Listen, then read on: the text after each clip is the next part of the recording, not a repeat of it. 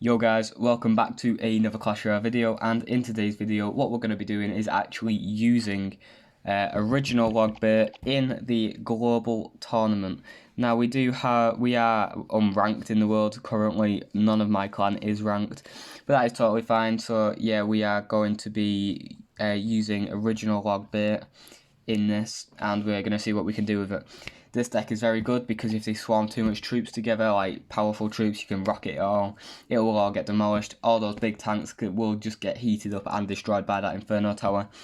Even if they have answers to that Goblin Barrel, if you just place it in different positions, it'll always find ways to get damage. And if they always have stuff for that Goblin Barrel, you can always put princes at the tower to get that chip damage. So there is just so many ways to win, and when you're in overtime you can always rocket cycle. So I'm going to throw out a good luck, and we're going to open play with that Ice Spirit in the back corner right here, just so he will either respond to it and take damage, and not take damage, or he will take damage. So we can then go in with a princess in the back. And then I'm actually going to go in with a Knight Goblin Barrel combo. I'm actually going to log that Magic Archer, just so it doesn't get too much chip damage, and it will get some, but it is fine by me. Now he comes out on top on that trade, but then I can go in with a Goblin Gang just to take care of it all, and we are already back to a Princess.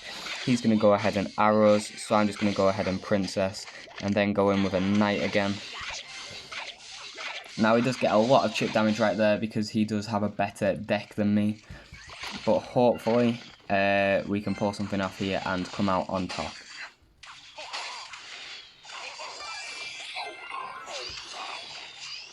Now because of what he's doing, I'm actually going to have to go in for an Ice Spirit right here just to stop it getting to the tower, and that Magic Archer will just keep doing damage to it. But we got rid of the Prince, which is our main trouble. We can go in for a log right here. On top of all of that, we can go in for a Goblin Gang off to the side. Unfortunately, the delay on that Goblin Gang did mean that that miner got to the tower, but it is totally fine by me. We couldn't do anything about it. So we are just going to keep biding our time. Now, currently, it is looking pretty bad for us. I mean, we're quite low on elixir, as well as him having a lot more damage on us. But he does waste an arrows there, so we are going to go in with a Princess. Unfortunately, he does have a Mega Knight to counter it, so we are going to go in with a log just to bide our time that a little bit longer. We can go in for an Ice Spirit just to take care of that mini P.E.K.K.A. And then if he goes in with a no, okay. Now we can go like this and then like this. So because we did this, that miner will get a lot of damage onto our tower. But it also means that he wasted an arrows doing it. Therefore we can go in with our Goblin Gang, and he has to go in with a Magic Archer to defend, where we can rocket and actually take care of that. Now he's going to go in with a miner again, so we are just going to go ahead and Goblin Gang. Now it is not currently in range. He goes ahead and arrows us again, so we can then cycle our 2 bait cards onto his tower and get an absolute ton of chip damage on him. Therefore, we can now rocket him and not win the game, but get enough damage where he has to go in for an arrows to take my tower. Or, yeah, no, he didn't have to go in with an arrows, but it did just help that one little bit. So now we are currently in a position where he has to either go in for a 3 crown, or he gets rocket cycled for the loss. So we took quite a bit of damage there, I will not lie.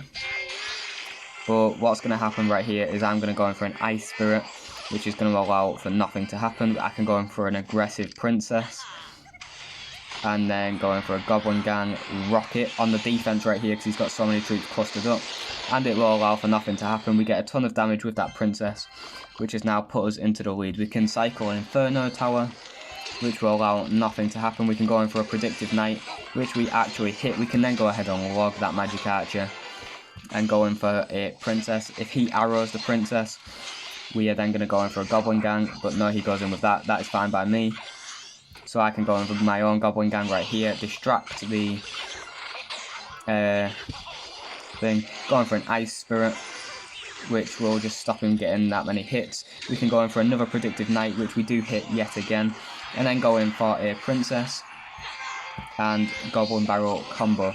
We can go ahead on a log because that unfortunately it does not go into it, but we can go ahead and goblin gang and then predictive knight yet again. Unfortunately this time we do miss the predictive knight, but it will be fine. So we can just throw down a rocket, go like this, a log right here, going for a goblin gang and a knight just to defend all of these troops. We can then get a princess down because he's just wasted in arrows, and we should be okay. We can go in for a goblin barrel, we can go in for a log ice spirit combo. We can then get all this down and go in for a rocket, and we should win the game. So even though he had that advantage right at the start of the game, we still took it right into the depths of overtime and won the game with that rocket cycle onto his tower. Now, I don't know if you saw, but we couldn't go in with a goblin gang because he wouldn't use his arrows, but as soon as he did use his arrows, every time we went in with that goblin barrel princess combo and absolutely destroyed him with that chip damage rocket cycle. So yeah, if you enjoyed the video, don't forget to like and subscribe, and that is how to use a cycle deck.